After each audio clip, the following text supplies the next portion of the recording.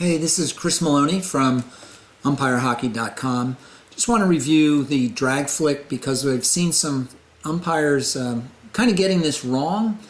And the wrong part has been that it seemed like the umpires were judging where the drag flick began rather than where it ended.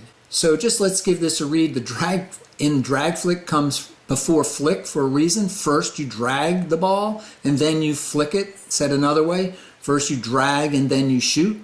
And just because the drag flick begins a meter or so outside the circle does not mean the shot is illegal. This reminds me of the way I teach like 10-year-olds how to do a sweep hit on long fiber turf and grass by having them put the round side of the stick down and elevating the toe just as they hit the ball.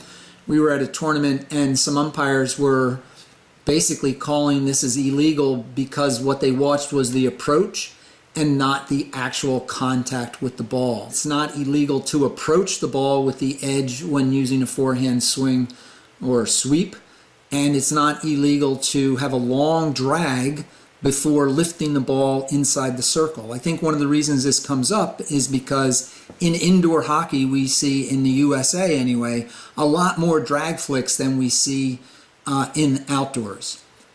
Just some slow motion examples breaking down the drag flick. Not that these are perfect. In fact, this is me performing a drag flick from well inside the circle, which would mean basically I wouldn't be allowed to play in the game because I was performing the skill so poorly.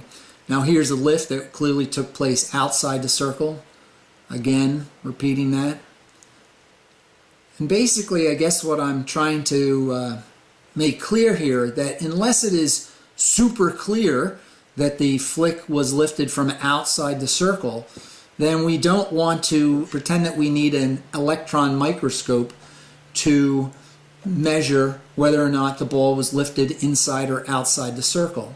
Keep in mind that you're going to be the umpire making this decision from near the goal line, and you're going to have defenders and attackers crossing in front of your view. And so, to the best of your ability, make a judgment as to whether or not the ball was lifted inside or outside the circle, and it has absolutely nothing to do with where the drag began. It only has to do with where the ball was lifted or not.